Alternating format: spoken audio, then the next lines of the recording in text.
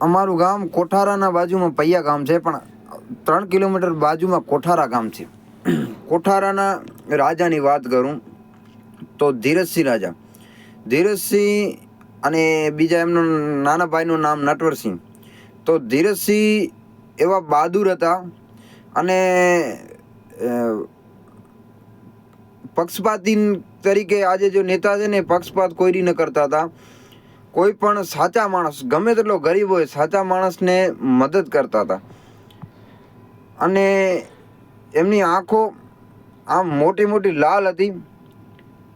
પછી સિંહ જેવો તો એમનો ચહેરો હતો. અને એકદમ સાચા વ્યક્તિ હતા.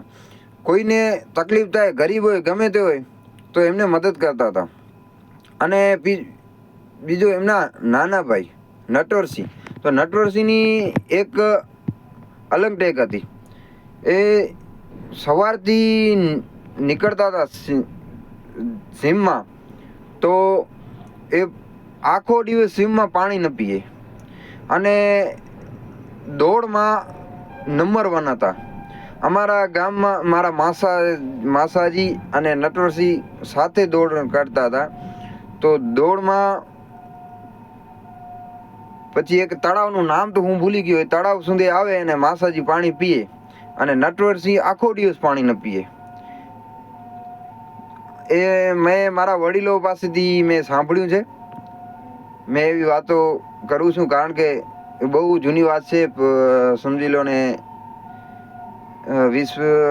35 વર્ષ જૂની વાત છે. તો નટવરસિંહ આખા દિવસમાં એક જ ટાઈમ જમે, એક જ ટાઈમ ભોજન કરતા હતા. એવી એમની ટેક હતી. અને આખો દિવસ સીમમાં જાય એટલે, ઘરથી બહાર જાય એટલે સીમમાં પાણી ન પીએ, પાણી ન પીતા હતા. એવી બહુ જોરદાર. અને જેનું તેનું કામ નથી. આ તો એ જ કરી શકે. તો હજી મેં આ વાત સાંભળી છે, એ વાત મેં કહી. હજી હું જ્યારે કોઠારા જઈશ ત્યારે આ ગઢનો એક વિડીયો બનાવીશ અને યુટ્યુબમાં અપલોડ કરીશ. તો દોસ્તો, જય હિન્દ, ભારત માતા કી જય. જો સારું લાગ્યું તો લાઈક શેર કરજો.